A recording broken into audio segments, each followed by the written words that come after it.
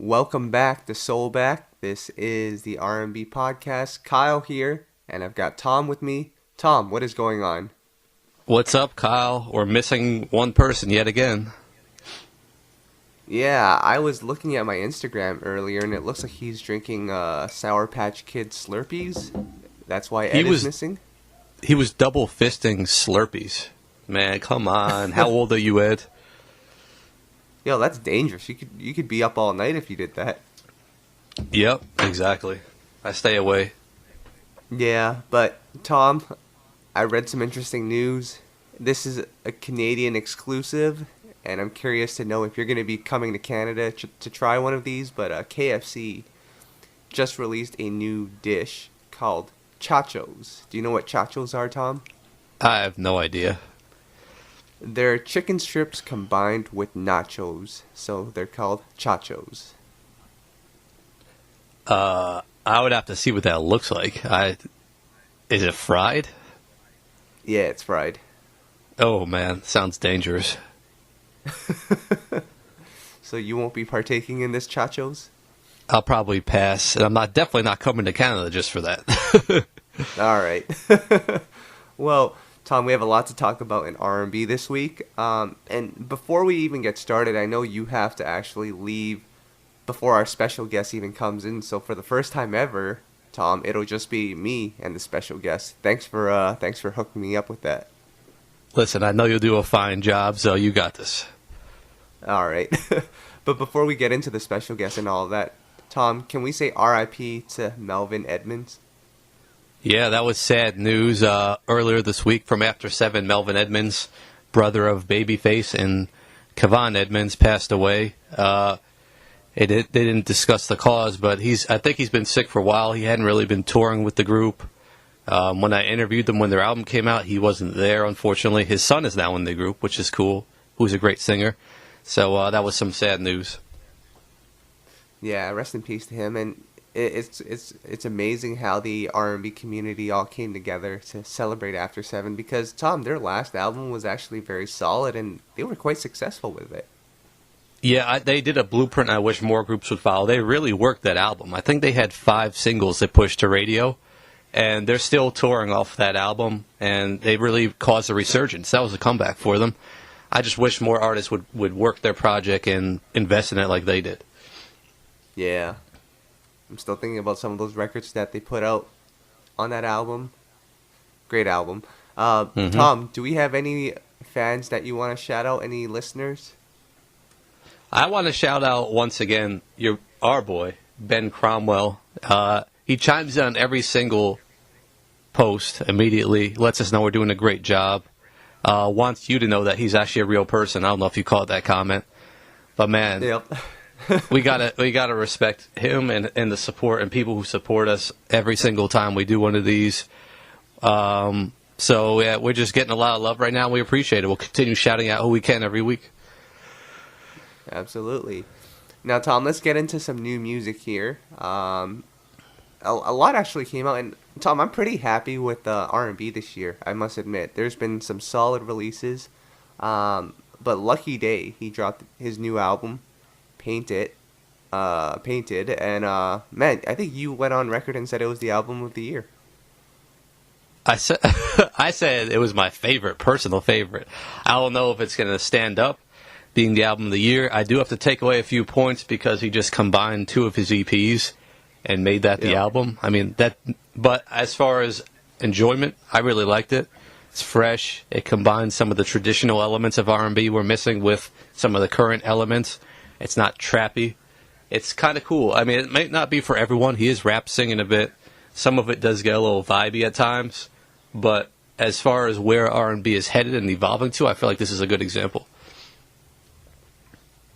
And one crazy note, I don't know if anyone would have caught it because it was only on Spotify for like a day, but the song Concentrate, initially when we played it, it had the sample of the Taxi song, but now that when you play it, it doesn't. So curious to see what happened. Maybe it was a clearance issue.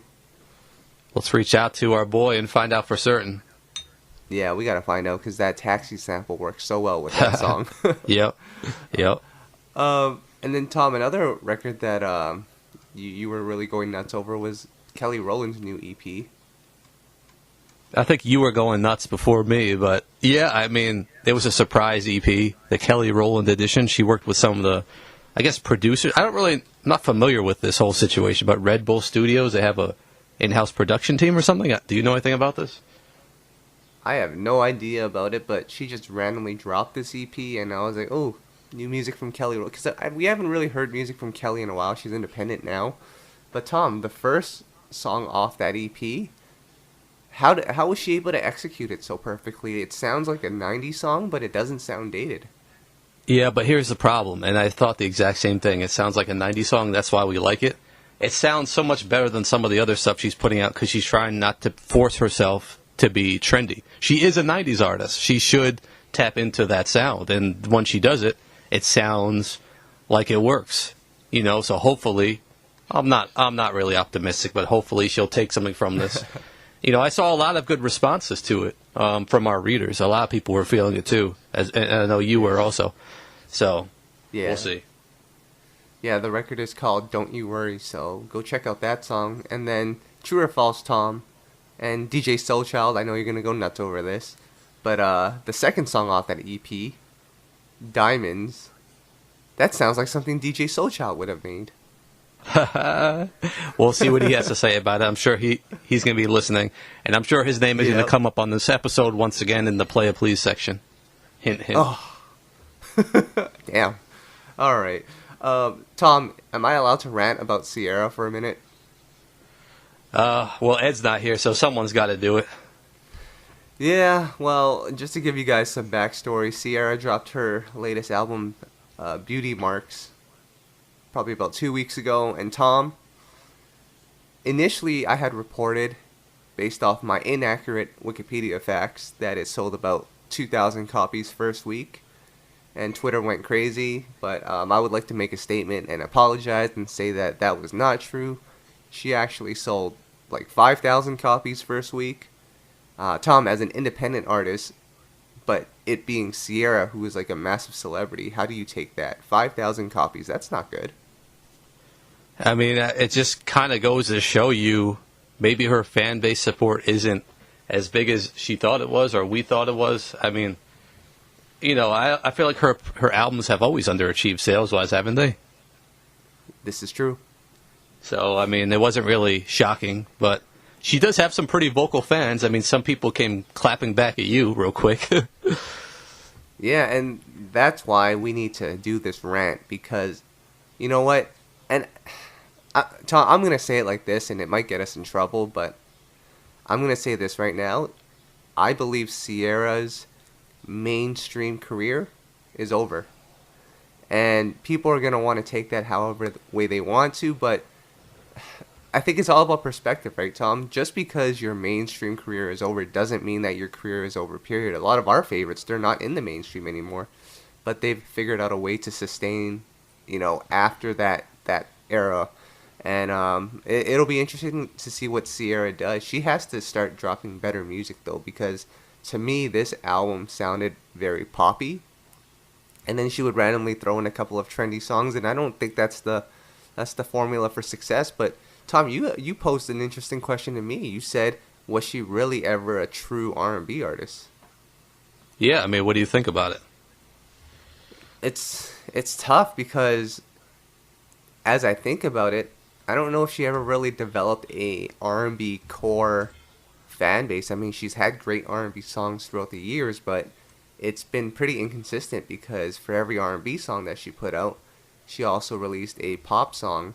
And I think a lot of our perspective is skewed because we had 106 in Park at the time, and we were a fan of everyone on that thing. So now that we don't have an outlet like that, and Ciara really has to speak to the demographic directly, I don't know. I can't see. I'm just trying to think legacy-wise. You're not going to be able to put her with like a Keisha Cole or a Jasmine Sullivan. Right. That's fair. That's a fair statement. I just don't feel like her singles were timeless. I mean, maybe that was the issue. Yeah, I mean, because if you think about the timeless records, like her classic record is probably 1-2 Step, and that's not really an R&B record. That's more like a fun party hip hop type of song. I mean, Goodies was more for the moment, if you think about it. Oh is a fun Yeah. song that we like for the moment. You know, what else are her biggest singles? Yeah, I mean, what else do we have? We have Promise, which I think is her best song, and probably the closest to like attacking that R&B audience. That probably is it. I guess Body Party, but that samples an old R&B song, so I'm not Yeah. sure. Yeah, that I don't know who's gonna remember that song without thinking about the original. But yeah, everything else is sort of just like walk that fine line between hip hop and R&B, and I think that's probably the challenge here. Well, if you remember that song Ride, was that the one that had like the kind of video that was like she was twerking on a car or something? Yeah. Well, that was What? O, but Ride had a car in it as well. Well, something. I just remember like she was more known for the video than the actual song, you know, like, and unfortunately I think that might be where her career is looked at as. But the interesting thing is she's rich. She's well off. I mean, her husband makes millions of dollars. He signed a $100 million contract. So if she really was interested in pushing her career, she could use money to boost herself to radio, don't you think? I mean, she has songs that would work at radio. Yeah, You know? Tom, you made an interesting point about this because some of the fans started clapping back and they were like, you know what, this is just the beginning of Ciara's career. She's independent now. She has the money to fund herself, to establish her brand. But I think an interesting tweet that you made to reply to all of that was that, you know, a lot of these artists, they can theoretically go on tour, make their money, use that money for payola or for radio to boost their single, but no one really does that. I don't think they have the desire to get back into the music scene and try to get back on top. It's a weird situation, but who knows? Doesn't she have a young kid at home? Maybe she's not interested in, you know, being out on the road, or, you know, maybe she just wants to stay at home and do music for fun. We don't know her intentions. Yeah, because I think the only person, well, I can think of two people that are really, you know, who were already well off that pursued, you know, music seriously and continued to establish their career. One was Tyrese, and then I guess Tamia, right? Yeah. I mean, you named two people who are well off, and I like both of those artists' strategies. You know, Tamia is another one who's a mother. You know that music isn't her sole focus. She does it because she loves it. She does push some singles. She makes some good music. And she tours when she wants to, which is a cool thing for, you know, she's able to do that. Tyrese, when he released his last album, had one of the most creative, you know, press runs. You know, he did it all himself. He's able to do that because he's rich. He doesn't need to be grinding, but he did some viral things. It got people talking. He forced people to listen. I really thought that was unique, and no one has really followed that blueprint. Yeah, so, I mean, we'll see what Ciara does, but to me, just to be clear, and this is not a shot at anybody, but I personally think her mainstream career is probably over, because, like, I look at Jennifer Lopez, who, she performs at every major award show, but I don't know how many people still are checking for her albums, but that happens with every artist. Like, even when I was growing up, I personally don't listen to Keith Sweat. I respect him, but he was just not in my era of music, so I think that's probably what Ciara is going through as well. She's trying to cater to a demographic that just doesn't care, and I think that happens to all of us, right? Yeah, and whoever's listening that's a Ciara fan, don't forget, if we say her mainstream career is over, or she sold 5,000 albums, this is not a diss. We're just stating facts, and we like to discuss these things, so we know it's the trends in the industry, so we're not trying to diss her. Kyle's actually a pretty big fan. Me, I like a few songs here and there, but Ed I don't think likes any, but, you know. So we like Ciara, and we support her. Yeah, absolutely. So, I mean, best of luck, and hopefully it's a learning experience this time around for her when she puts out another album. And for a lot of artists, Tom, it's interesting, and, you know, we talk about it all the time. It's like, when you are an independent artist, especially, you don't necessarily, you have full creative control, so why continue to make trendy music to people that aren't your demographic? But at some point they'll learn, and I think hopefully at some point these R&B artists start figuring out, okay, these kids, they don't care about my music, and that's okay. Yeah, exactly. But Tom, with that said, I am afraid about this new Brandi album that's going to come out very soon. Because what if she gets sucked into the same thing and she starts making trendy music and it fails and she sells 2,000 copies as well? I don't think she'll do 2,000. I think she has actual fans and she's built up a legendary career. I think she'll be okay. I don't think the numbers are going to be amazing, but whose numbers are amazing these days? Yeah. No one is safe, Tom. No one is safe. Nope. Yep. Do you have any anniversaries that you want to celebrate here? Because I know you've been posting a lot on Instagram, so what do we have? Yeah, there's a few that we recently celebrated.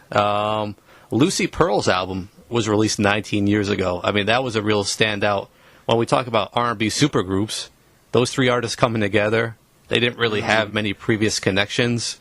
I mean, Sadiq and Dawn are from the Bay Area, but, you know, that was a cool thing to see, you know, come together. And it was a solid project. They never could sustain that, but, you know, and do another album. The Boy Is Mine. Do you remember where you were in 1998, Kyle? Well, I was 8 years old, so I was probably at home. But I do remember how big that song was, and the music video was played all over. And it was played all the time. But that song right there is, would you agree that it's probably both of their biggest songs, right? Yeah, I mean, you have to say so.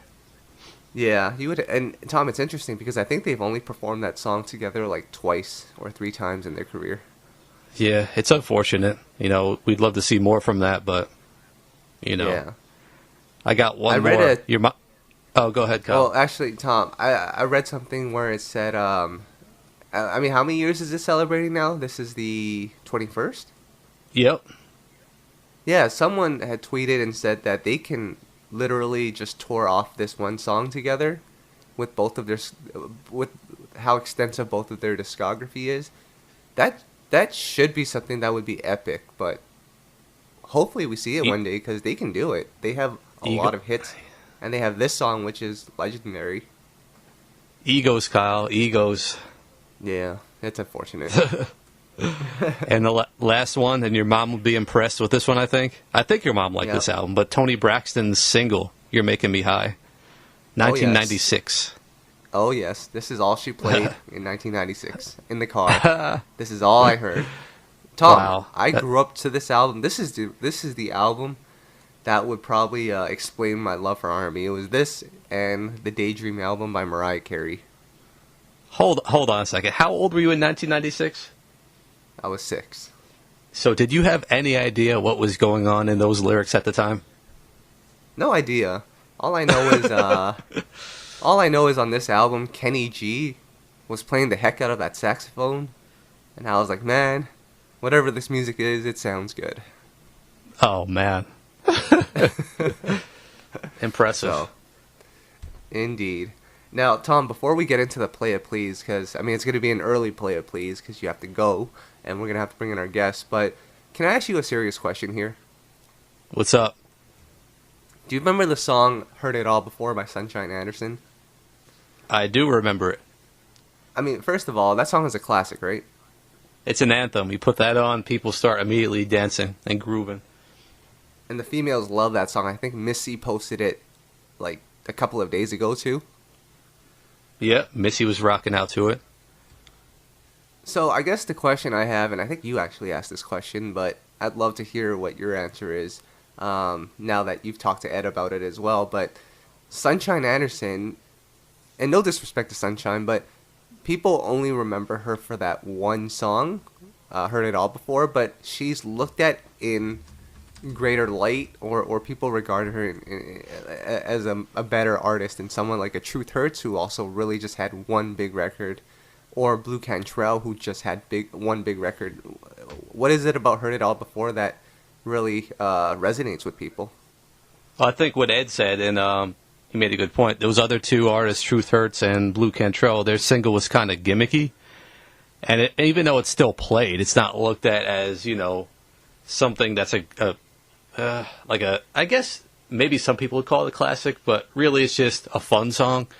I think Sunshine Anderson's single, Heard It All Before, was more of something that spoke to the ladies. You know, it really resonated, and it really gets you grooving.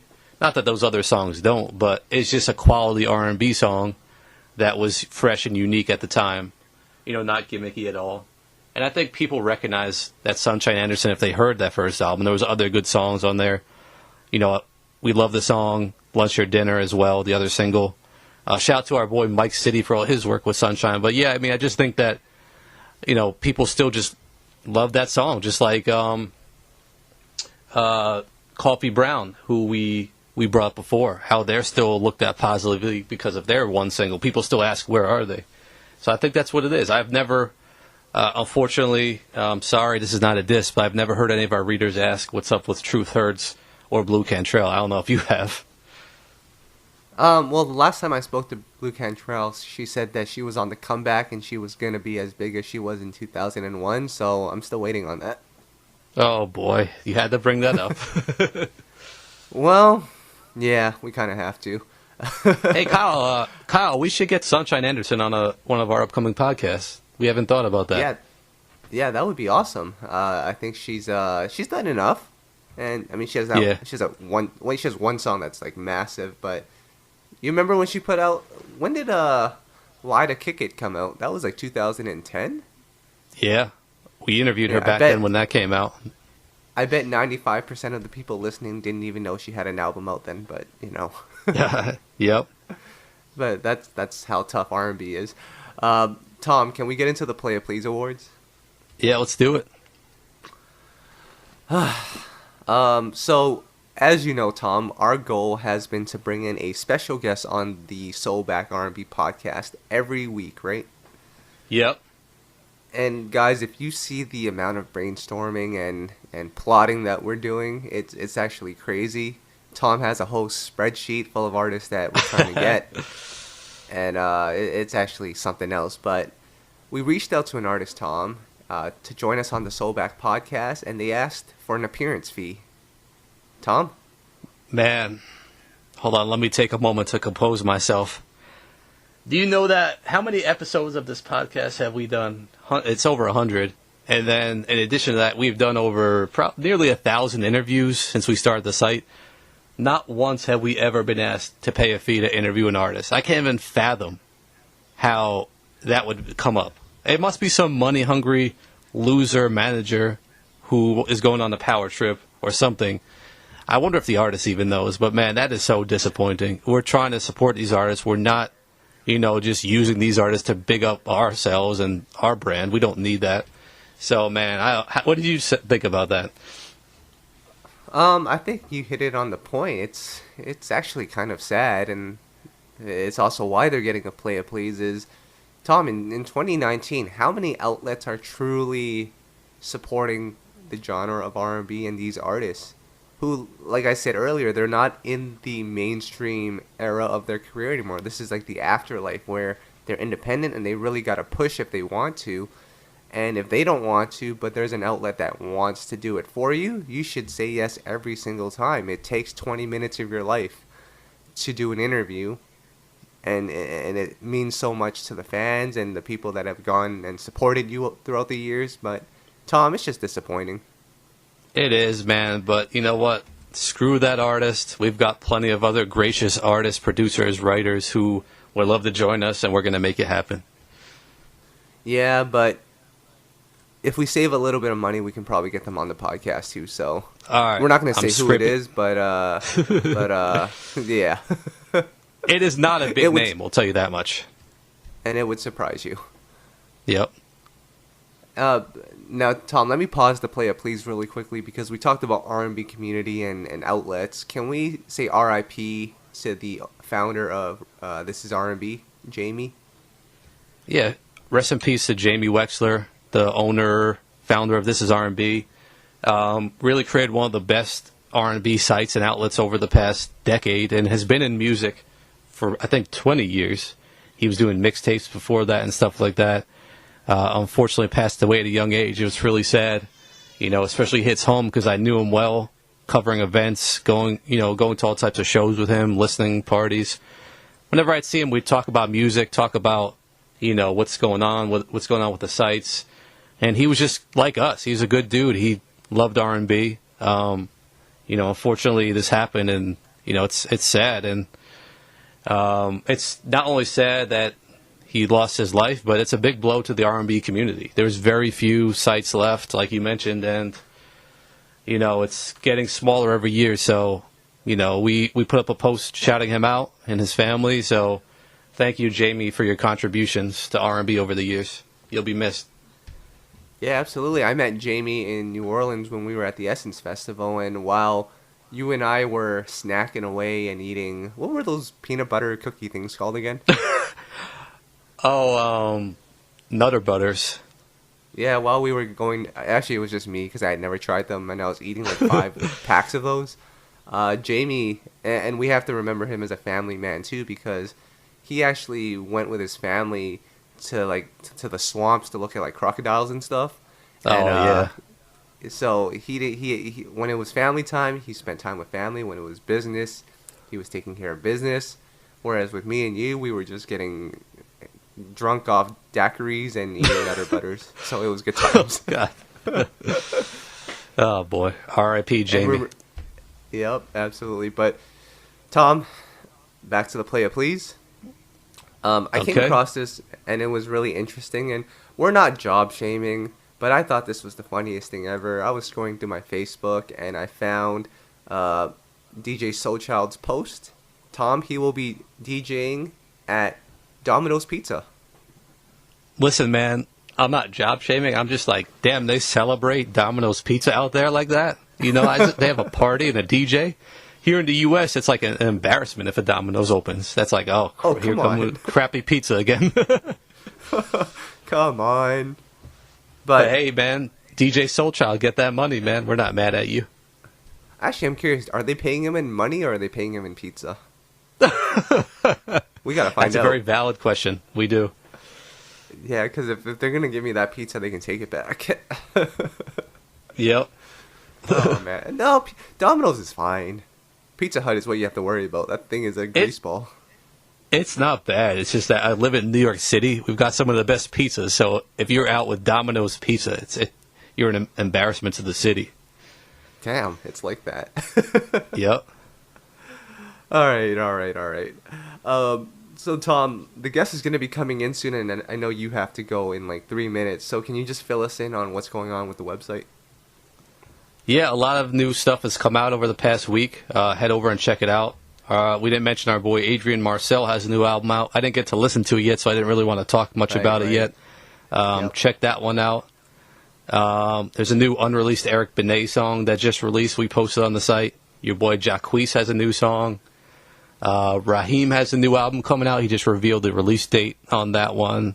And then RL, our boy, has his new single out. He talked a bit about it on the podcast, so make sure you check that one out. And we premiered, once again, a new song from Gabriel Lynn. The song is Kissing You. We love the first single we premiered, and shout out to our boy Rio, who hooked us up with the premiere, so we enjoy supporting her. But that's pretty much it. A lot of good stuff on the site. Go head over and take a listen. Yeah, and the crazy thing is all those names that you just mentioned, or at least most of them, we'll have them on the podcast at some point. That's the goal. As we've stated many, many times, we're going to try to have a guest every week for the rest of the year. I have one coming up next week, Tom. We have Jagged Edge, which I've already announced, which is very exciting. And we're just going to keep this thing going. And Tom, I know you got to get out of here, but can we just take a moment to celebrate the Millennium Tour? It's finally over. It is, I think, the highest grossing tour of 2019, or maybe second, I think. But that was a great tour. It was awesome to see what they did with that. I'm hoping more artists will come together and do something similar, but we'll see. But much respect to everyone who was a part of that. Yep, and we're going to get every single one of them on the podcast. Tom, I know you got to run now, so you go do that, and I will take care of the special guest right now. And this week we have someone very special, someone that actually personally was one of my first interviews that I ever did. Part of the amazing Blaque, has given us hits, was actually part of a cult classic film, Bring It On, but we have Brandi from the group. How's it going, Brandi? Hi, it's going great. Awesome. So, first off, can we say rest in peace to Natina Reed and give her a shout-out really quick? Because, man, Natina was special. Absolutely. My sister, we miss her. Rest in peace. She is never forgotten.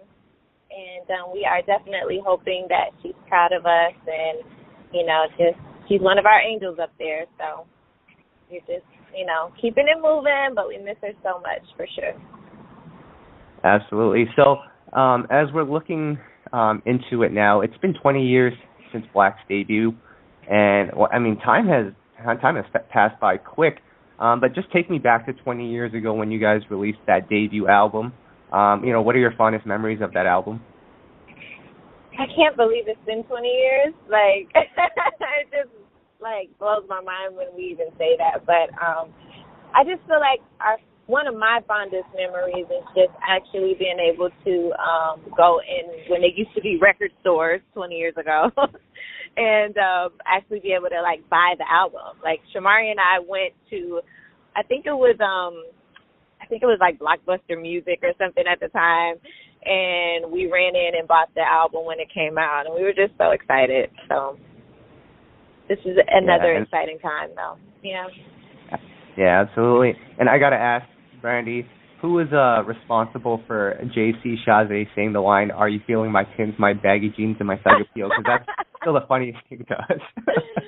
Let's see. Corey Rooney and Billy Lawrence wrote that record. So they're responsible for the lines. We had nothing to do with that, but we're happy that JC wanted to be a part of it, and we love all the guys, NSYNC. They're like our brothers. So really excited that he was a part of that.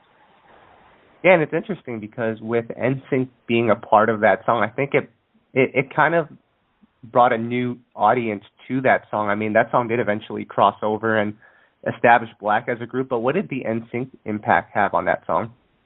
Well, not just the song. Like, we were fortunate enough to tour with them. So our very first tour was opening for them. And so just to be able to gain their fan base, and then we were able to release a record with them, it was just incredible. We had the same management at the time, Johnny Wright. So we were really like one big family, and they really embraced us. When the album went platinum, they sent us roses, and it just, we were one big happy family back then, and we were just grateful to be a part of their lives and careers, and the same, they're a part of ours, so it's been great. And Brandi, do you realize that on that album is potentially the saddest song of all time, When the Last Teardrop Falls? What song? Oh, I know. Yeah, but sometimes, that's a part of life. You have to take the good with the bad, and a lot of people reached out to us and said that was one of their favorite songs. So, like I said, you got to have the fun stuff and the sad stuff. Let's fast forward a little bit. I know I'm skipping here, but guys, if you want to read the whole Blaque history, check out my interview that I did with Brandi way back in the day. It'll pretty much detail everything. But Brandi, can we give a shout out to the Blackout album, because that album is still solid from front to back? Yes, we love the Blackout album. Actually, that was one of our favorite albums we recorded. We executive produced that album, so shout out to the Blackout album. I got to call you out. I don't know if I'm supposed to call you out or whoever, but Questions, which is a song that my cousin back in the day played to death, that's not on Spotify or iTunes, is it? Oh, I don't know. I don't think it is. Yeah, the rest of the Blackout album is, but that song isn't on there, which is crazy. Which is crazy. We actually wrote Questions, which is another song that our fans actually adore and love, and we're so grateful and thankful that they love that record. But we have to look into that, because I didn't realize that. Yeah, that's not on the project. But, with the Blackout album as well as the debut, what I really loved about Blaque, along with the love songs and the fun party songs, but it was like the socially conscious records, like A Rainbow Drive or Thinking About It. And you guys were so young at the time, so what kind of inspired you guys to do that type of music? Actually, we were very conscious young ladies growing up. We always wanted to to, bring people together and, just love and give love and show people that that's, what this world is about. And we wanted to make sure that our album reflected that because that's really, who we are. So, we just wanted to make sure that that was being conveyed once we, put our own album out. Yeah, and it kind of like comes from that TLC tree as one. I think that is kind of what Blaque's identity is that they were able to make those type of records. Because I mean, any 90s R&B group can make a love song, but it's just those songs that highlight what you guys could do best, I think. Thank you. For sure. I really appreciate that. Absolutely. So now talk about the chemistry between you and Shamari as well as Natina. But what I'll say is, like, Shamari is a vocal beast, but I think we need to start highlighting your ability on the background vocals. Like, without the background vocals that you provided, I don't think those songs would have turned out the way that they did. Oh, thank you. Shamari is incredibly talented, and I learned a lot from her, just being able to grow with her and watch her as an artist, and her vocal, like, ability is crazy. I've been watching Shamari sing since I was 12 years old. So, like, she's incredible. I've always admired, what she can do vocally, and I feel like I've learned a lot. And I come from a long list of entertainers, and my dad, he taught me how to become an excellent person to hear harmonies and, just have a strong ear. And so I always tried to make sure that, if I was doing a lead or a background, that they were strong and present and felt. And so I hope that I accomplished that. For sure. What's the key to maintaining or, just checking your ego at the door when you're in a group? Because a lot of times people don't understand their roles, which leads to breakups. But, I mean, you guys played your role well. Like, you knew when it was time for you to go lead, but you were also okay with being in the background. Like, what's the key to all of that? Well, it's about a puzzle. A group is a group. It's not about a one person. It's not an I, me show. Like, it's not the Brandi album. It's not the Shamari album or the Natina album. It was a group. So we all knew how to, play our parts and play our positions. And when it was time for somebody to step up and do something different, we all had to back each other up. But, that's what it takes to be a real group member, is to know, where you fall in line. And then, when it's time for you to step up, you step up. But don't forget that it's a group at the end of the day, Yeah, for sure. And talk a little bit about your sisterhood with Shamari, because, again, it's been 20 years since the album, but you guys have stayed tight throughout the years. I know you guys had released a couple of records over the past couple of years, but just talk about that sisterhood. Oh, yeah, we're sisters for sure. Like, it doesn't start or end with Blaque. Like, we've been in each other's lives since I was 12 years old, and, I always tell people, like, she's the best big sister I could ever have.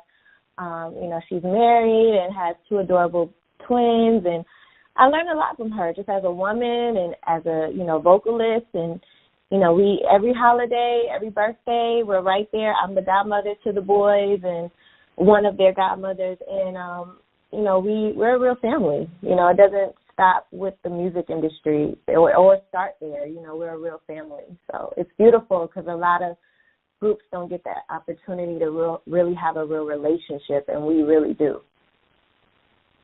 Yeah, and, we got to give a shout-out to the Blaque fans as well, because that, to me, they are probably the most loyal fans I've ever seen when it comes to R&B. They've stuck with you guys, everything. Shout out to the Blaque fans, because they have been riding with us for 20 years, okay? So we are thankful and grateful for them. We will forever be grateful and thankful that they still care and want to hear and see and, just be a part and champion for us. So we just want to give a shout out to the fans. We could not do this without you guys at all.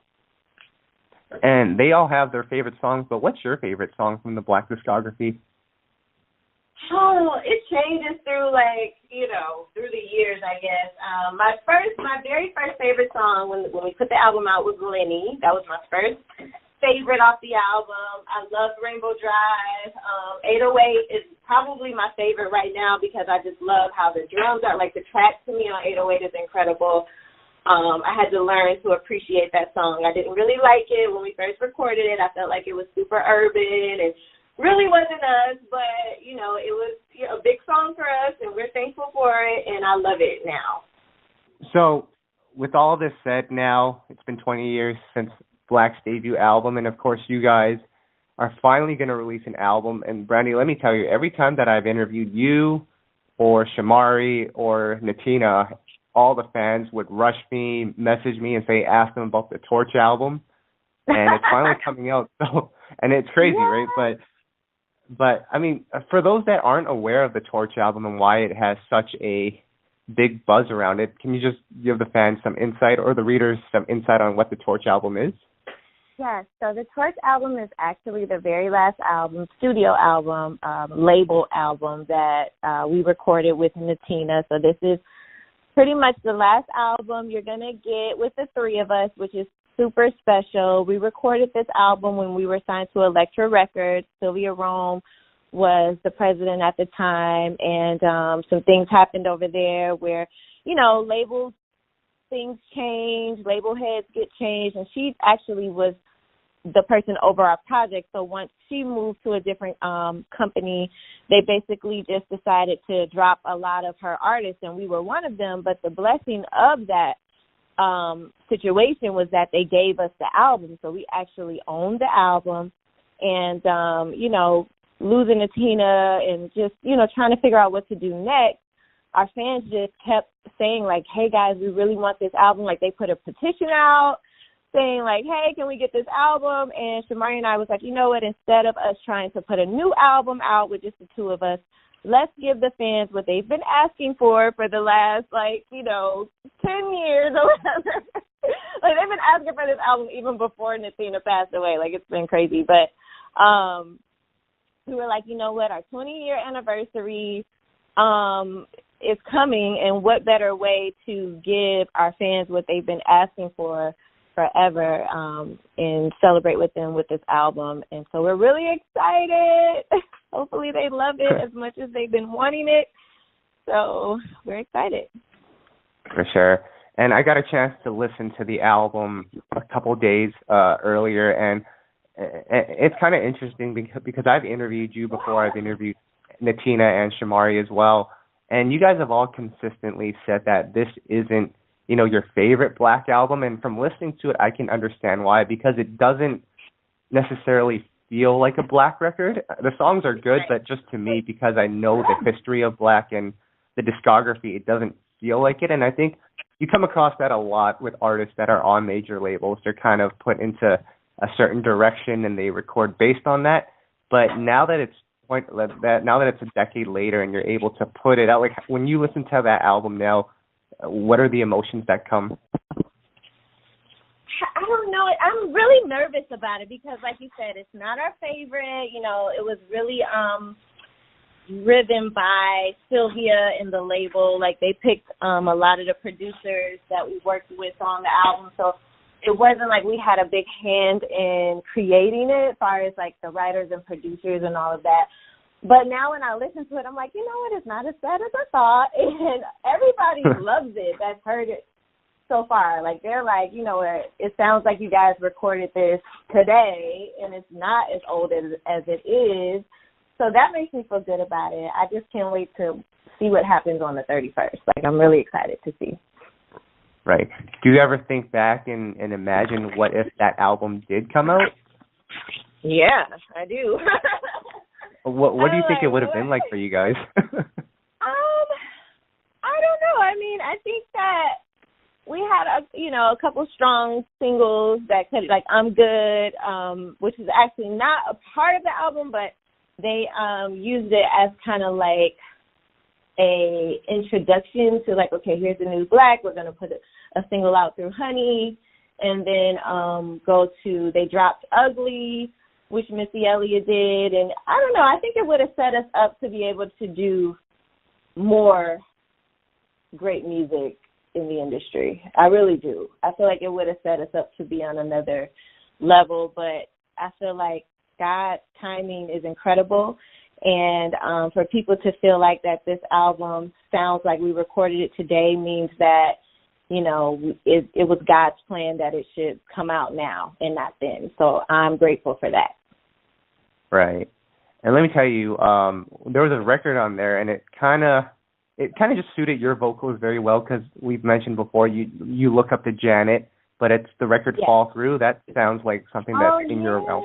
I love Fall Through. It's a good song. I love that song.